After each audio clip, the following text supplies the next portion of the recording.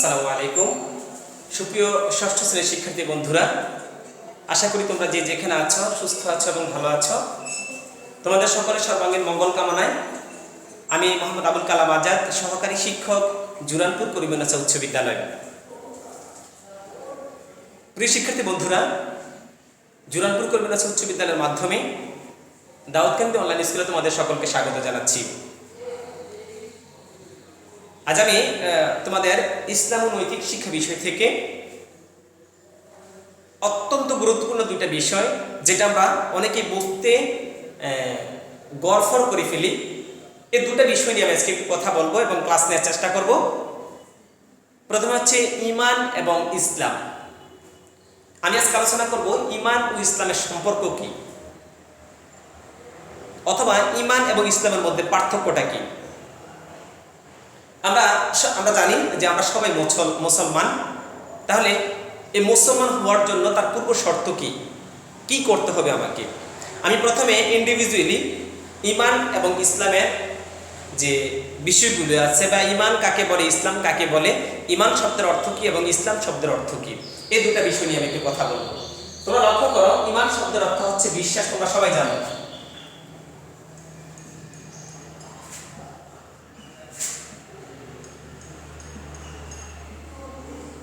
ঈমান ও ইসলাম। আচ্ছা, তাহলে ঈমান শব্দের অর্থ হচ্ছে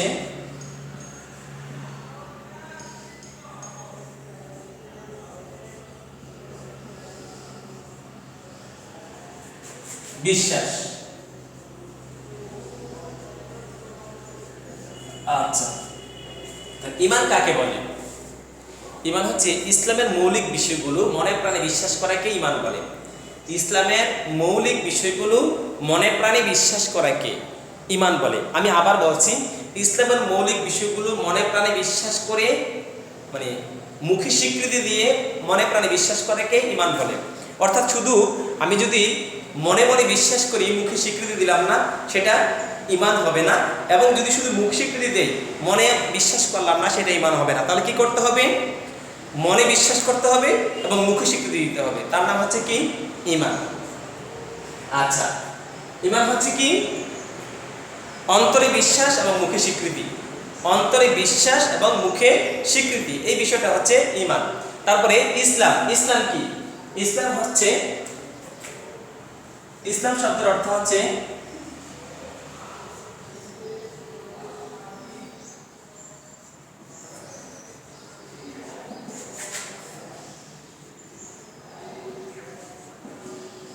হলো আত্মসমর্পণ।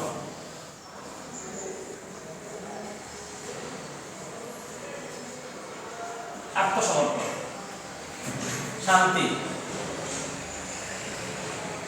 সারেন্ডার, এ হচ্ছে ইসলাম শব্দের অর্থ। তাহলে এই ঈমানের সাথে ইসলামের সম্পর্ক কি? আমি প্রথমে যদি ইসলাম পালন করতে হয়, তাহলে আমাকে আগে ঈমানের দীক্ষা দিতে হবে, অর্থাৎ ঈমান আনতে হবে, আমাকে ঈমানদার হতে হবে আমাকে।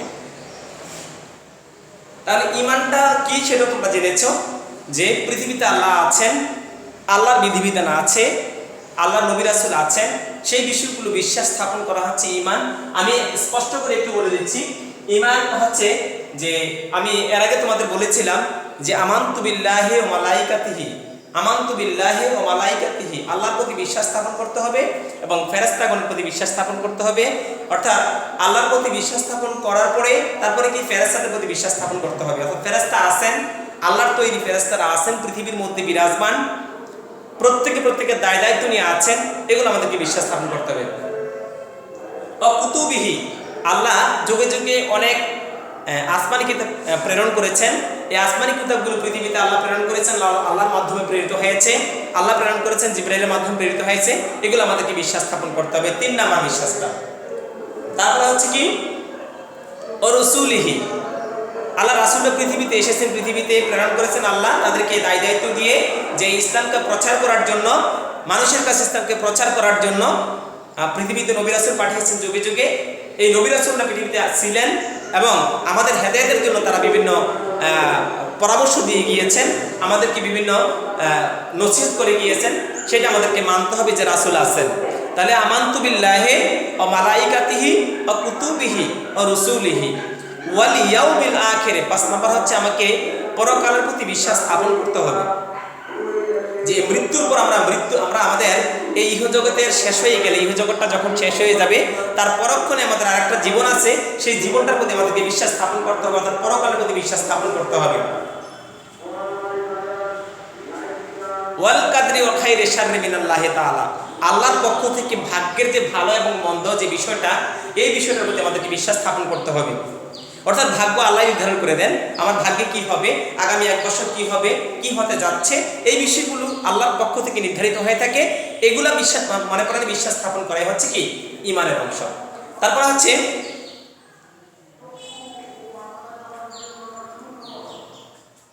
ওয়াল বা'স বা'দাল মাউত, মৃত্যুর পর মানুষকে পুনরায় জীবিত করা হবে, পুনরুত্থান করা হবে।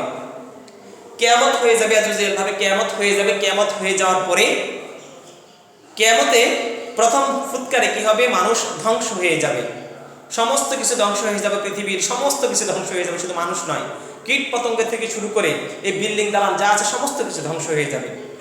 দ্বিতীয় ফুৎকারে আবার মানুষ কি জেগে উঠবে, মানুষ সোজা হয়ে দাঁড়াবে, জীবিত হয়ে দাঁড়াবে। কেন?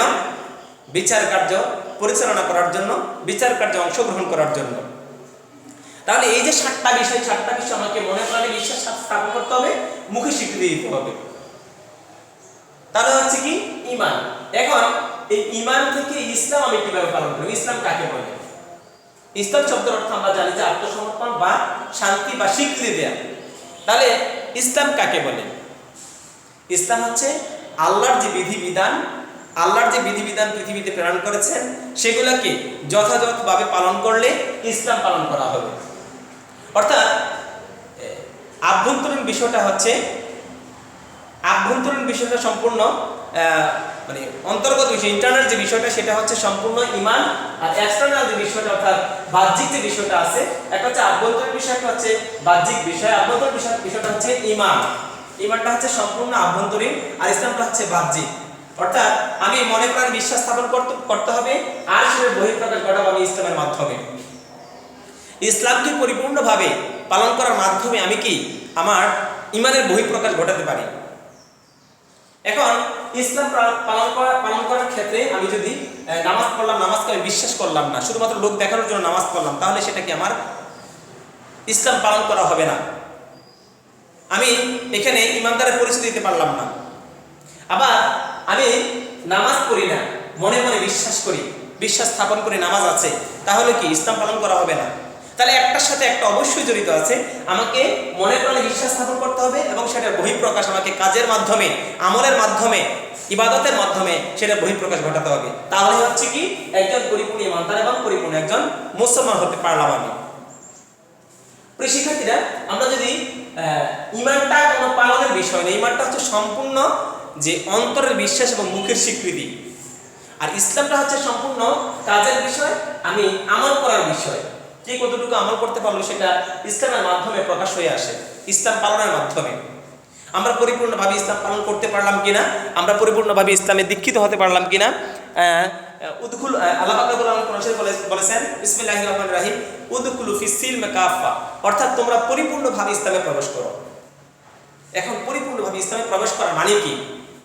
আমি কি ইসলামে প্রবেশ করিনি? আমি কি মুসলমান নই? এই বাংলাদেশের 85% মানুষ কি মুসলমান নয়?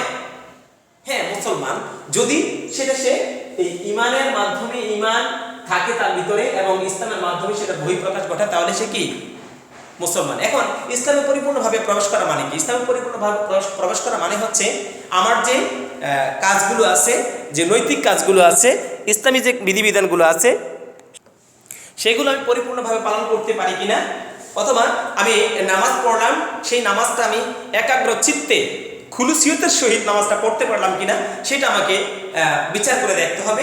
আল্লাহ পাক রব্বুল আলামিন তোমার নামাজের যে ভঙ্গি, সেই ভঙ্গিটা দেখেন না, দেখে তোমার খুলুসিয়তটা, তোমার আত্মার পরিশুদ্ধিটা দেখেন।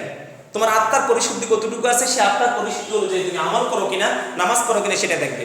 এখন আমি যদি সুন্দর করে নামাজ পড়ি, আমার আত্মার খুলুসিয়ত থাকলো না, তাহলে সেটা কি এখানে ইসলাম পালন করা হলো না এবং কি নামাজ পরিপূর্ণভাবে পড়া হলো না। প্রিয় শিক্ষার্থীরা, তোমরা লক্ষ্য করে দেখো, আমরা অনেকে দেখি নামাজ পড়ে, সমাজের মধ্যে অনেকে নামাজ পড়ে, কিন্তু শুধুমাত্র জুমার নামাজ পড়ার জন্য মসজিদে যায়। তাহলে এটা হচ্ছে কি? লোক দেখানো নামাজ পড়া। আমাকে লক্ষ্য রাখতে হবে যে আমি 5 ওয়াক্ত নামাজ যথাযথভাবে পালন করতে পারছি কিনা, খুলুসিয়তের সহিত পালন করতে পারছি কিনা।